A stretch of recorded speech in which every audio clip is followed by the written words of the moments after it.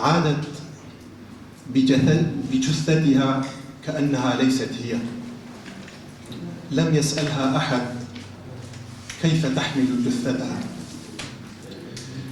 فتات كلمات كانت تملأ الشارع، وفوح قهوة الصباح يشي بحكايات لا تنتهي. كل يسوق الحكاية، ينثرها في الريح ويبذرها في حقول الخطيئة. لا سؤال عن الغياب،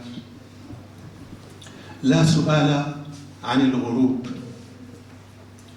لا سؤال كيف انطفأ الضوء، ولا كيف ماتت المعاني عن الملامح. لا سؤال كيف غادر الحبر البياض، ولا كيف استولت الوحشة على السرير ومات الضوء الشحيح.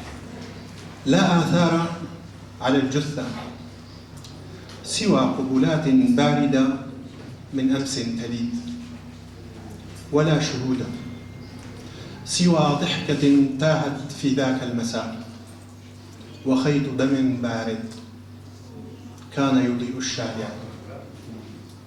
وكأي أمر معتاد ستمر الحكاية، وتقلب فناجين القهوة كالبداية. لا يهم كيف الموت طالما أن الأحلام إن قتلت ليس قضايا. لا يموت ولكنه بهدوء ينكسر، كحطب في النار كل شيء حي يحترق، واللغة تضيع مفاتيحها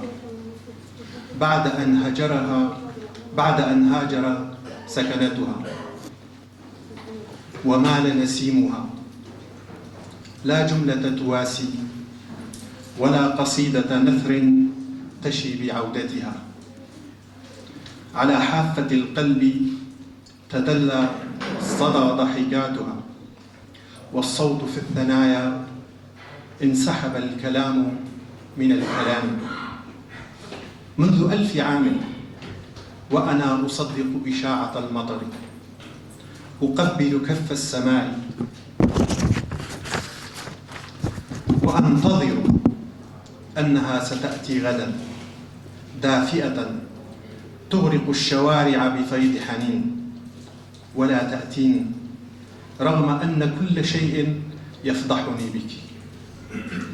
أن رائحتك كانت تنبت في كشجرة من عطر الزيزفون، وكغبار عالق على سروال طفل حين كان يلعب خفية عن والديه، أو لكنة كردي حين يجاهر بحبه بالعربية، أو رائحة الخبز التنوري حين يستيقظ الجوع.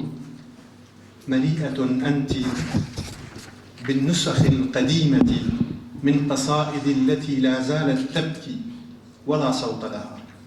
أراك في كل شيء ولا أعرف بعدك أي شيء.